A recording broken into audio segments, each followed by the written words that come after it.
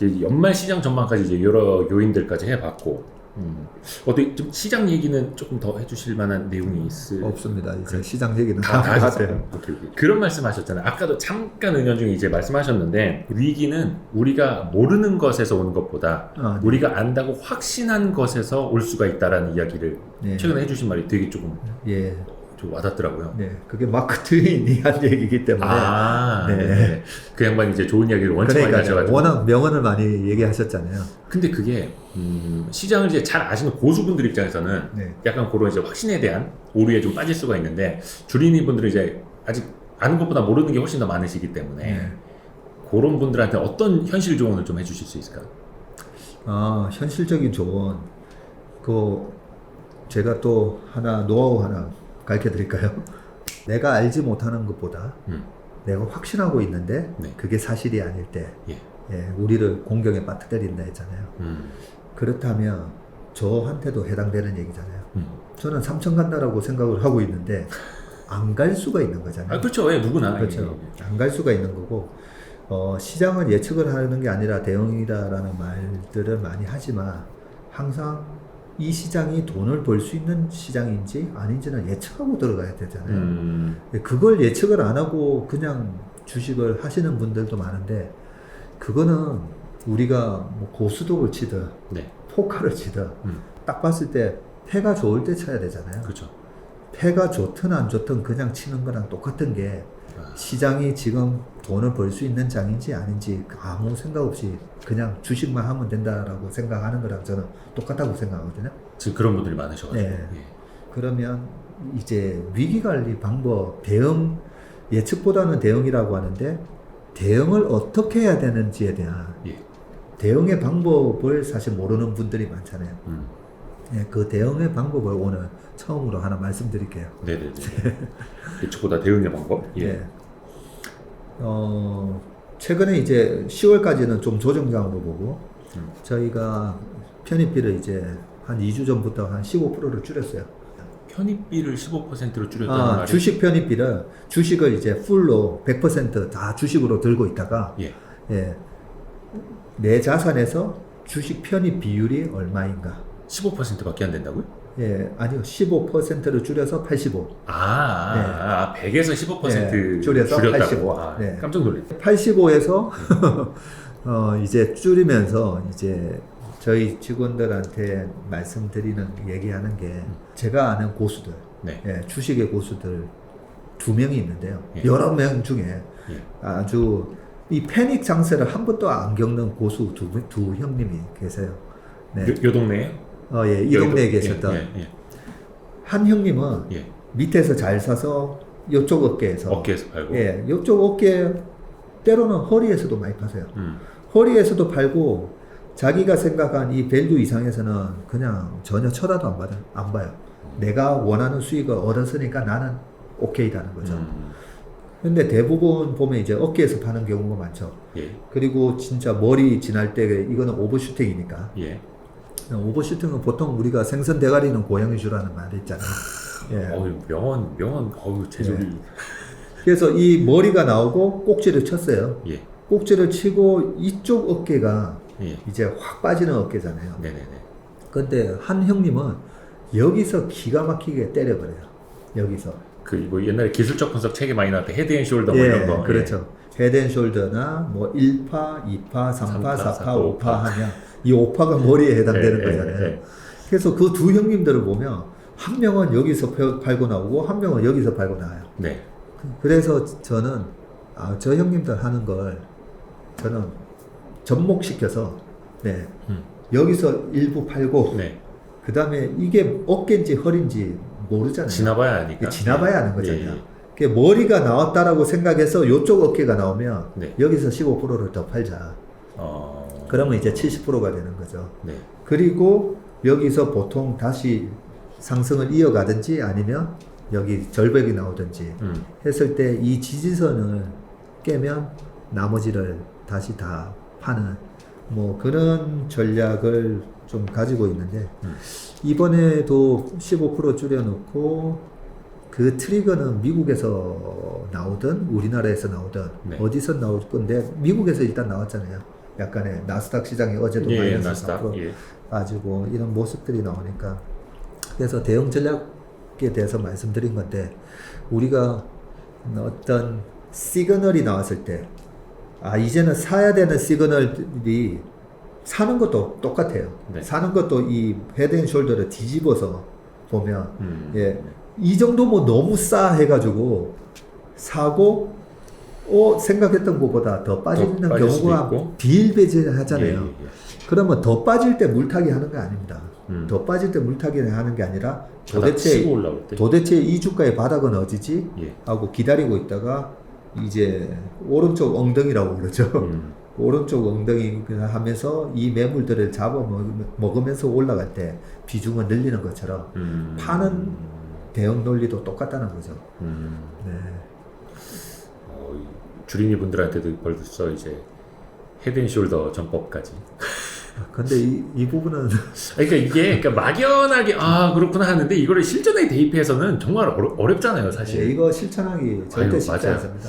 그러니까 저도 이렇게 하다 보면은 분명히 실적은 좋아져요.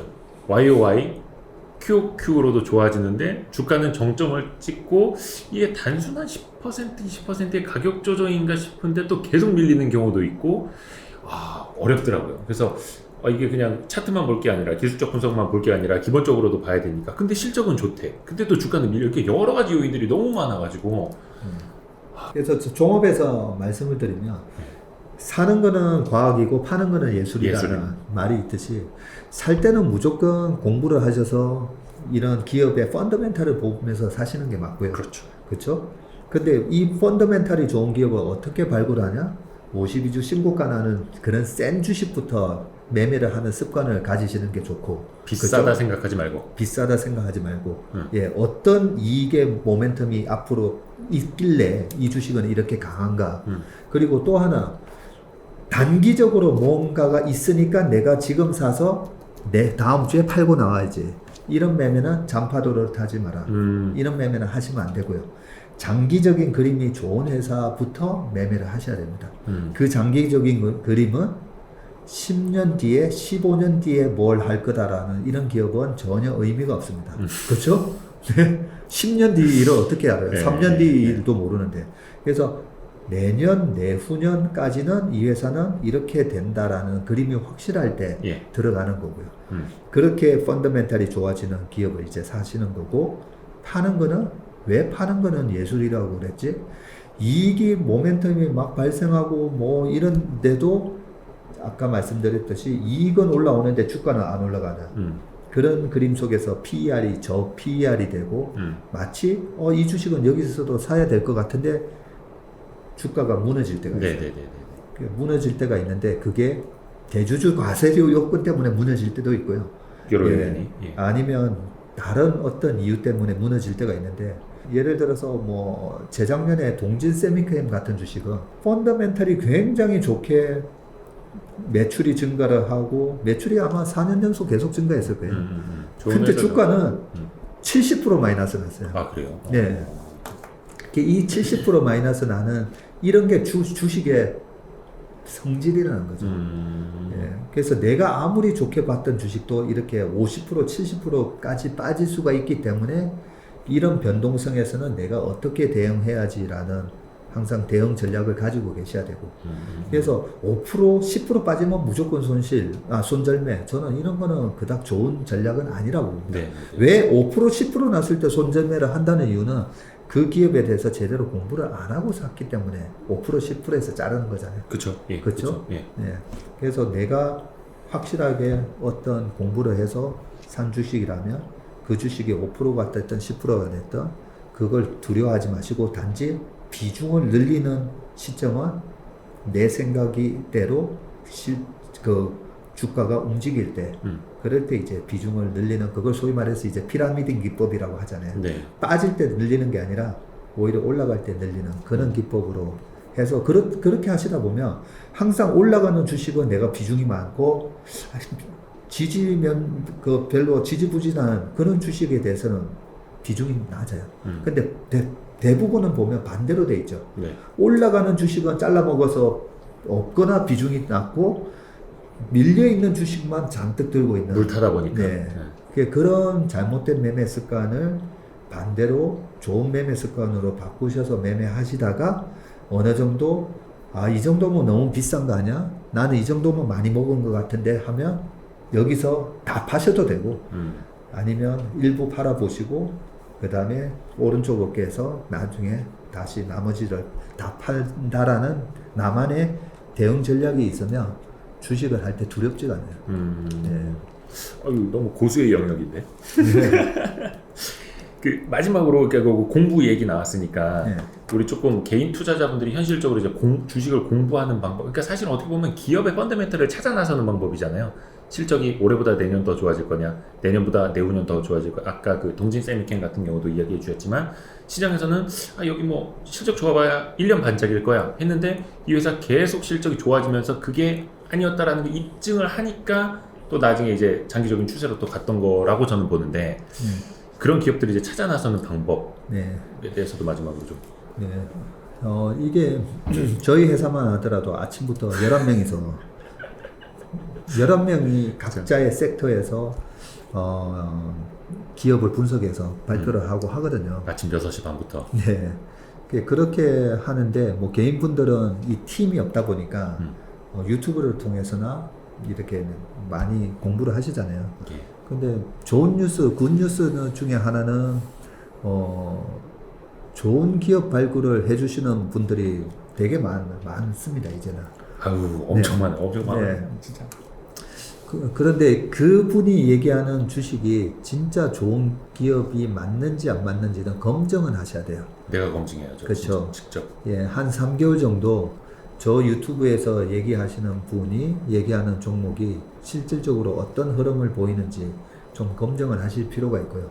3개월 후에는 그 유튜버가 그 주식 얘기 안 할 수도 있잖아요. 안 할 수도 있고, 그죠? 예. 그래서 검증을 충분히 하셨다면 제가 봐도 좋은 인포메이션을 얘기해 주시는 분들이 가끔씩 있습니다. 있고, 근데 뭐 유튜브나 이런 데서 뭐 공짜로 이래 얻을 수 있는 정보가 뭐 얼마나 그게 또 대단한 정보겠어요, 그죠? 나만의 그런 시장이 인지하기 전에 먼저 이래 들어가는 공부를 하셔야 되는데, 그런 부분들은 그동안에 그 좋은 그런 투자 발굴에 대한 원칙 이런 것들도 유튜브에 굉장히 좋은 얘기 해주신 분들이 많더라고요. 그런 분들 많이 활용하시기 바랍니다. 그 중에 대표 선수가 이제 유튜브 스타 박모 전문. 저보다 박세익 전무님이 뭐 종목에서 발굴하는 부분은 정말 괜찮은 분들이 몇 분 계시더라고. 우리 주린이 여기 출연하셨던 뭐 김정환 대표님. 안녕하십니까, 슈퍼개미 김정환입니다. 개영이라고 하죠. 그런 분들도 보면 제가 봐도 저분 얘기는 믿고 따를만하다 뭐 그런 생각합니다. 그 김정환 대표 그분은 공부 안 하고 질문하는 사람한테 막 화내요. 네. 막 구독자들, 시청자들 막 화내. 막 그래서 뭐 카페 뭐 이런데 제대로 공부 안 하고 글 쓰면 막 강퇴시켜 버리고. 하여튼 뭐 여러 스타일의 분들이 있습니다. 그래서 오늘은 인피니티 투자자문의 그 박세익 전문 통해서 이야기를 들어봤고, 진짜 오늘 긴 시간 너무 좋은 말씀 감사합니다. 한 40분 얘기하기. 아니 잘라낼 게 없어. 너무 감사합니다, 진짜. 고맙습니다. 고맙습니다. 성공 투자하십시오. 감사합니다. 네.